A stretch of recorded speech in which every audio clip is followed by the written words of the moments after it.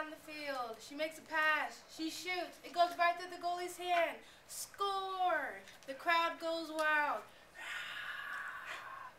Now, many of you guys may not know what I'm talking about, but some do and some don't. Well, I'm talking about the game of soccer. Have you ever been to a soccer game and may have not really known what was happening or not really known any knowledge of the game? Well, today, you're going to learn about the basics of soccer. According to NBC News, 24.3 million people in the U.S. viewed the 2010 World Cup final. Some of these people probably didn't know what soccer was about. Maybe they just watched it just to watch it because they didn't have anything else to watch. Or maybe someone made them watch it. So today we are going to go over the field, the lines on the field, the players in their position, and then the overall object of the game. First of all, some people may ask, what do all the lines on the field mean? And they may ask, what do the long lines mean? The ones on the edge, the length of the field, are called the sideline or the touchline. And the ones on the width of the field are called the goal line or the end line. If the ball goes out of any of these lines, the ball is now dead and can no longer be played until thrown back in or kicked back in by the next team. Next, the people might ask what this line going through the middle means. This is called the halfway line. This measures the middle of the field, and it divides the two sides of the field up for each team. This is also where kickoffs take place during the soccer game. And then people may ask what these boxes mean by the goal thingy. Well, this is called the goal, and this is where people shoot the ball to try to score to win the game. The big box is called the penalty box. If any fouls take place in this box, usually a PK kick, called a penalty kick, takes place, or a free kick takes place, depending on which team does the fouling. This is called the goal box, and this is where the goalie stands. And then, lastly, people may ask, what do these part circles on the edge of the field mean? These are called corner arcs.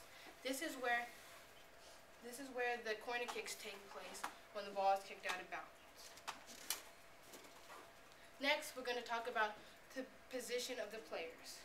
On the front line, you have the strikers, where they are the ones who try to go and shoot the ball to score.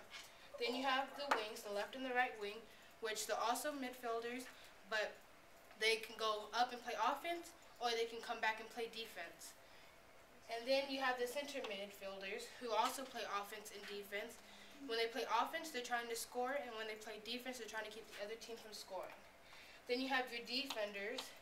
You have your left, your right, and your centers defenders, who their primary job is to keep the other team from scoring.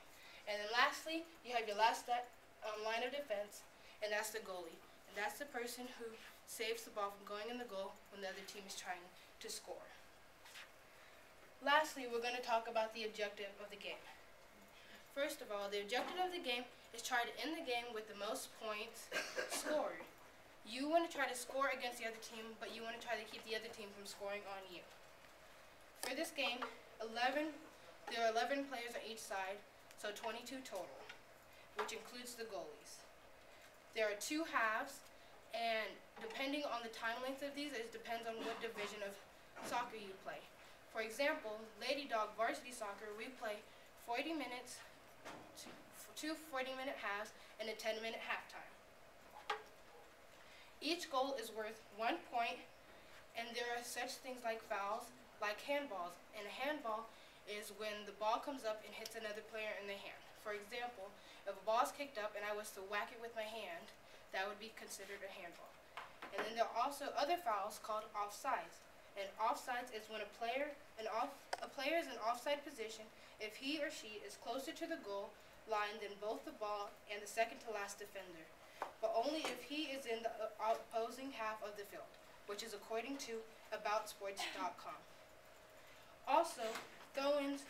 There are also throw-ins, corner kicks, goal kicks, penalty kicks, but today we are just going to be talking about the basics of soccer. And then, once again, each goal is worth 1 point, which is according to streetdirectory.com. Overall, many don't know a sport when they go to watch one. But now, you can when you go to watch soccer. At least you know the basics, so you'll at least get to understand the gist of it. So now we understand why there's so many things out there that teach us about sports, such as soccer for dummies or football for dummies. But now you can understand just the basics.